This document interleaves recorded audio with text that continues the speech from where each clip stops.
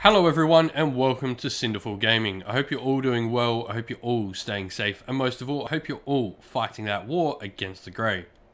Today's video, we're going to take a look at some Stormcast Eternal tactics to get your favourite Battleline units on the table and doing something awesome. Now this video is definitely not going to look at just the meta choices of the units. We're going to take a look at all the Battleline units and how we can get the best out of them. Some of these, at the moment, points or rules may not be the best and may make them, a less popular choice, but I understand everyone has their favourite units that they like from every army. And so what I want to do with this series of videos is we're going to look at every option in Stormcast Eternals and in future battle tomes as well, and give you ways to play your favourite models on the table. So, without further ado, this one is going to be about Stormcast Eternal Battleline units, and we're just going to focus on the units that are pure Battleline, not any Battleline if units. So, just those units that are regularly Battleline within the army. So, let's get cracking on into it. And so, first up, we have the Humble Liberator, the original old cast models, the original Stormcast Eternals, the first striking that came down to the mortal realms. Liberators are, the most iconic Stormcast Eternal units. They've got that massive shield, the hammers, the mask impassive upon them. They are, what everyone thinks of when they think of Stormcast Eternals. So let's talk a little bit about them.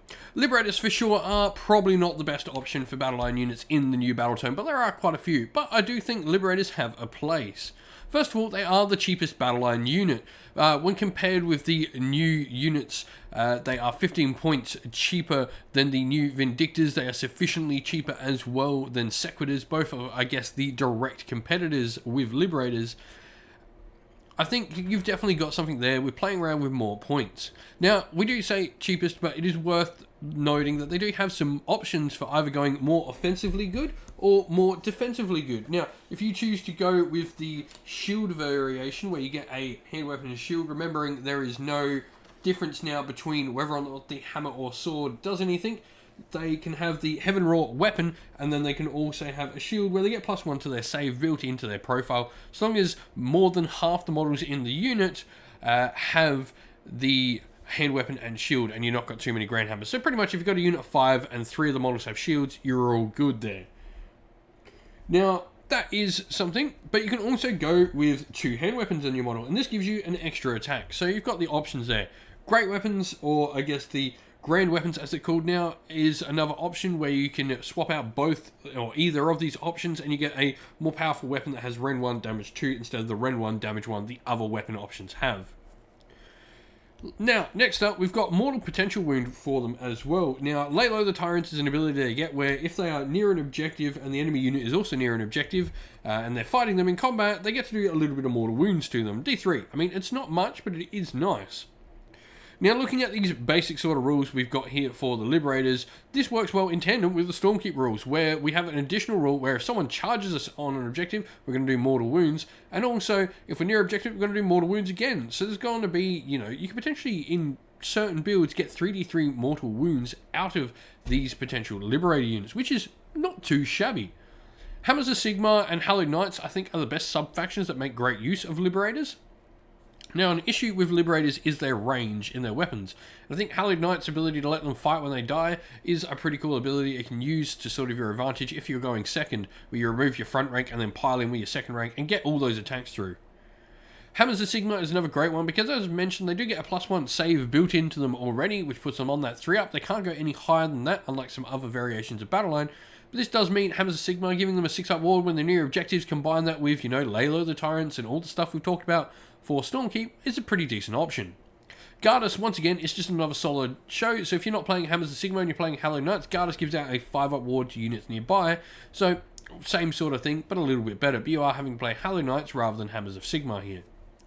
The Lord Celestin is another cool model that generally goes pretty well with Liberators.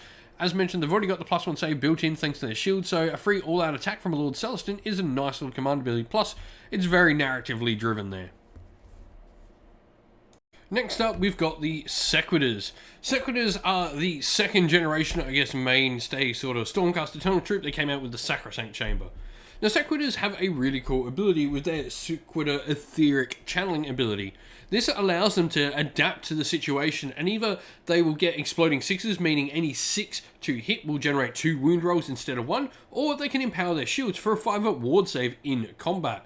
Both these abilities do only apply in the combat phase as you pick it at the start of the combat phase, but it's a really solid ability. They've got a decent attack profile as well, with 2 attacks, 3s and 3s, Ren 1, damage 1, or damage 2 in the case if they have one of the Sequitor's Great Maces. So there's some decent, I guess, weapon options there. They've got a solid base. A 4-up save is cool, but it does mean they can go to a 3-up with an all-out defense on them, or they can potentially get, 2s to hit with all-out attack. But what this really works well with is there's a couple of particular sub-factions that they work well with. First of all, Celestial Warbringers. This is where you get to pick one unit that's charged, and you get exploding 6s for that unit when it charges. This works really well because then you can go into the combat and choose your etheric channeling to be for your shields and get the benefit of charging with the Celestial Warbringers and get those exploding 6s, so getting the best of both worlds. Hammers of Sigma, pretty much the reverse here. You're going to get the ward save from the Hammers of Sigma being near an objective potentially and getting a 6-up while being able to use your exploding 6s to attack with.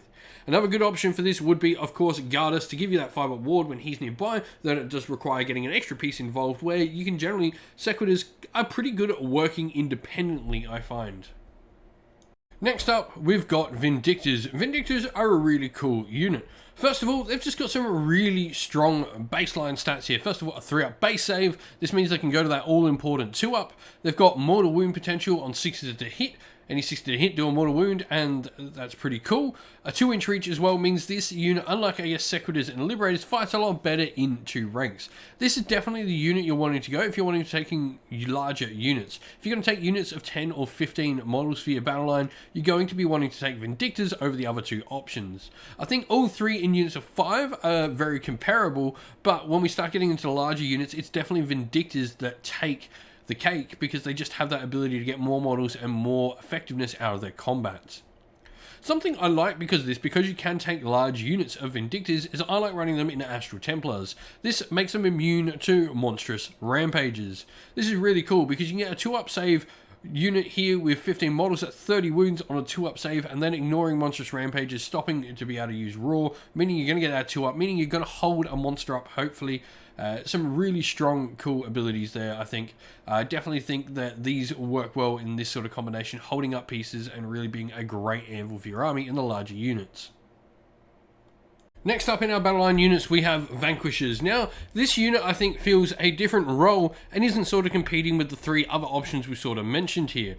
While we have, I guess, Sequitors, Vindictors, and Liberators that all sort of are fighting for that one place in our army, Vanquishers fill a very different sort of role. First of all, they've got a cool little rally ability where if they're rallying, they get some additional bonuses to it. So you can roll a dice for a slain model and you get it back on a 5 rather than a 1. This is really cool, but really what I like about them is their horde killing potential. They're great at taking out units of very low armor save models that come in great abundance. Things like a large unit of Gut Rippers or things like Grots, things like Skaven, etc. Vanquishers are a really great unit at getting rid of them.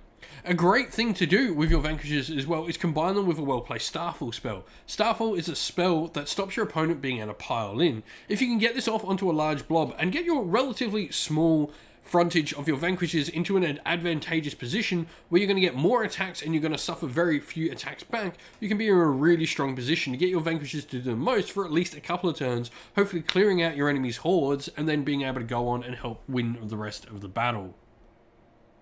Next up, we've got Adjudicators with Skybolt Bows, one of our 2 Battleline options that comes with some ranged weapons. Now, we have 2 variations of Adjudicators, and we'll talk about the other one in just a second, but Skybolt Bows are pretty sweet. First of all, they have mortal wound range potential. Much like the Vindictors, it's these mortal wounds that really sets this unit apart compared to our other options here. What's cool as well is they've got a particular special weapon they can take in the unit called the Shockbolt Bow, which does d6 hits instead of 1. Now, this doesn't get the mortal wound potential, but if you put it on the right sort of model, you actually get a little bit more out of it against less armored foes, though it is not as good against the more heavily armored foes. So it's an interesting thing of whether or not you want to put this special weapon into the units. A cool little ability here is Thunderbolt Volley. It's one of the command abilities you can pick as one of those special enhancements for Stormcast Eternals. And using this on a decently sized unit of adjudicators to get out some more mortal wounds out of the unit is definitely a great way to go about using that command ability. All-out attack works well on them as well if you're going against, I guess, a medium sort of armoured unit, as they've got Ren 1, so they can knock down, 4+ saves to 5+ and 5+ to 6+, definitely making some serious impacts in those sort of situations. And lastly, as I mentioned, we've got another adjudicator unit with the Boltstorm crossbows this time. That is our last and pure Battleline option for the army. Now, their cool thing is they get exploding attacks, so 6s to hit. Once again, these cause an extra wound roll to be made. Now, their big thing is they don't have any Rens. They're relying on this high volume of attacks. They start out the same as our other adjudicators, but the potential for the 6s here, getting more attacks through. Their special weapon, though, has higher Rend at Rend 2, which is pretty sweet, and a damage characteristic of 2. So you can put through a couple of extra shots here to do damage, potentially shoot them off at heroes, trying to get rid of some armor saved or high armor saved heroes. And also, you've got rerolls and increased volume attacks here. All those sort of abilities combine well with the fact you're going to get those exploding 6s. So things like Divine Light on a unit then being shot at, or things like, once again, the Thunderbolt Volley work really well on this unit. This unit is really good at clearing lightly armoured hordes, and like I said, you can ping off those couple of extra shots with those Boltstorm, those heavy special weapon crossbows they have, shoot them off in a different direction, force your opponent to have to use either all-out defense, or potentially get taken off the table if there's a couple of them, because they can quite easily get rid of a 5-wound hero with that Rend 2 damage too. Well, that's the end of the video. We hope you enjoyed it. If you did, please don't forget to leave a like and subscribe to the channel if you haven't already. And if you'd like to, you can come over and chat more with us here at Sinful Gaming and our fine little community over on Discord. You'll find a link to that Discord in the description of the video. Lastly, we'd like to give a shout out to everyone who helps support the channel via Patreon and YouTube members. And if you'd like to help support the channel via Patreon or YouTube members, you can do so by one of the links in the video's description once again.